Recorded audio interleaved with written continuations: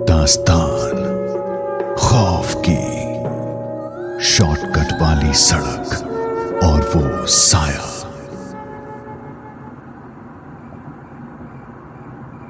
रात के 1 बज रहे होंगे। अनुराग अपने दोस्तों के साथ नेपाल से बिहार के पूर्णिया लौट रहा था। दिसंबर की सर्द रात, दूर दूर तक अंधेरा ही अंधेरा। कोहरे की हल्की चादर भी अब चढ़ने लगी थी। गहरे सन्नाटे ने इलाके को घेर रखा था। काले बादल मंडरा रहे थे और दूर दूर तक खामोशी छाई हुई थी। इनोवा की आगे वाली सीट पर ड्राइवर के साथ अनुराग, बीच में पवन, प्रांजल और ऐश्वर्या। पीछे की सीट पर अमृतांशु अकेले आराम फरमा रहा था। गपशप के बीच अचानक से ऐश्वर्या हंसते हुए बोली, अरे यार, यहां गांव में भूत प्रेत और चुड़ैल होते हैं ना? कैसे दिखते हैं ये? सही में ये सब होते हैं या बस ऐसे ही लोगों का वहम है? तभी अमृतांशु ठहाके लगाते हुए बोला, चुड़ैल बिल्कुल तेरी तरह दिखती होगी। सर्दी सितम ढा रही थी और गाड़ी के अंदर भी ठंड से बुरा हाल था। लेकिन अमृतांशु की इस बात ने कुछ देर के लिए सभी को हंसी में बांध दिया। गाड़ी के बाहर मौसम जितना शांत सा था, गाड़ी के भीतर भूत प्रेत को लेकर उतना ही अब माहौल गर्मा गर्म बहस में बदलने लगा था। कोहरे और विजिबिलिटी कम होने की वजह से ड्राइवर धीरे धीरे ही गाड़ी चला रहा था। अचानक ऐसा लगा मानो तेज हवा का झोंका आया और एक पूरा पेड़ गाड़ी के सामने झुक गया हो। ड्राइवर जब तक ब्रेक लगाता सब कुछ पहले जैसा शांत हो गया।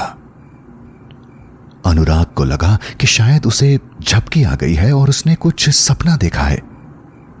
लेकिन बाकी दोस्तों ने भी ऐसा ही कुछ महसूस किया। ये लोग जब तक कुछ समझते, अचानक से गाड़ी के सामने से काफी तेजी से एक साया रोड क्रॉस कर गया। अंदर ही अंदर 5 दोस्तों की हवा निकल गई थी।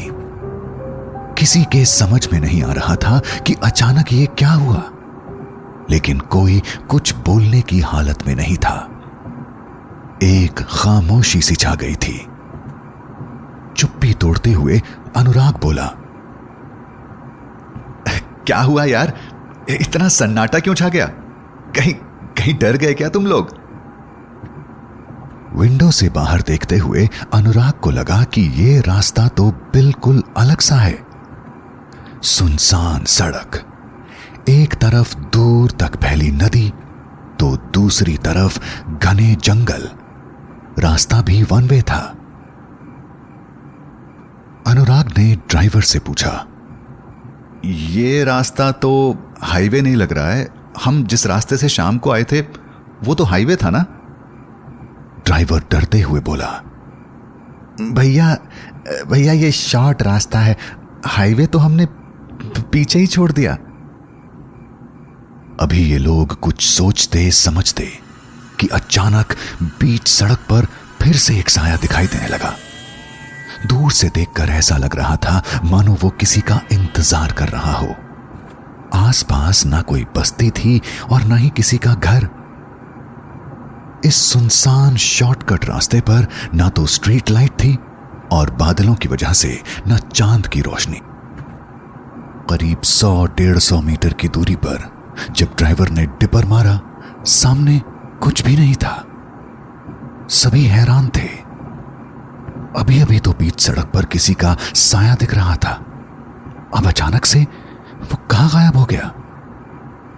अचानक गाड़ी के पिछले दरवाजे पर किसी के हाथ मारने की आवाज हुई।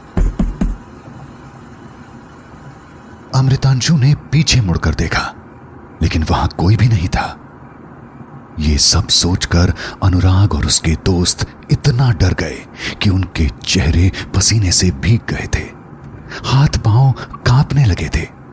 कोई समझ नहीं पा रहा था कि क्या करें।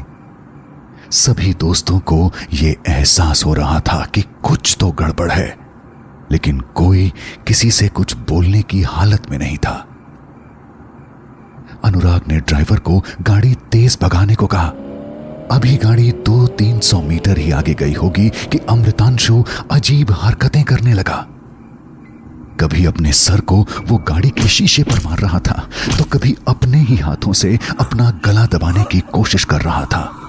अलग अलग तरह की आवाजें निकालने लगा था।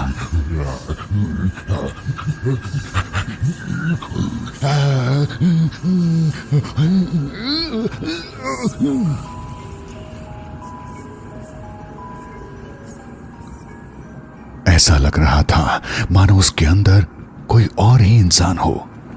जोर जोर से चिल्लाकर बोल रहा था, आज सब के सब मारे जाओगे, कोई नहीं बचेगा, कोई नहीं बचेगा।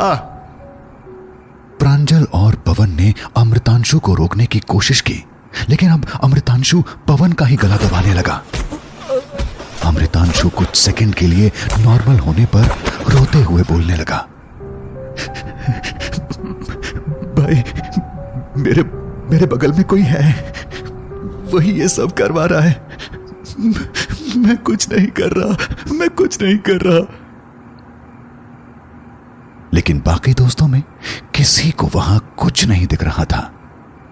सभी दोस्तों ने उसे समझाने की कोशिश की, लेकिन अमृतांशु अचानक से फिर वैसी ही हरकतें करने लगा।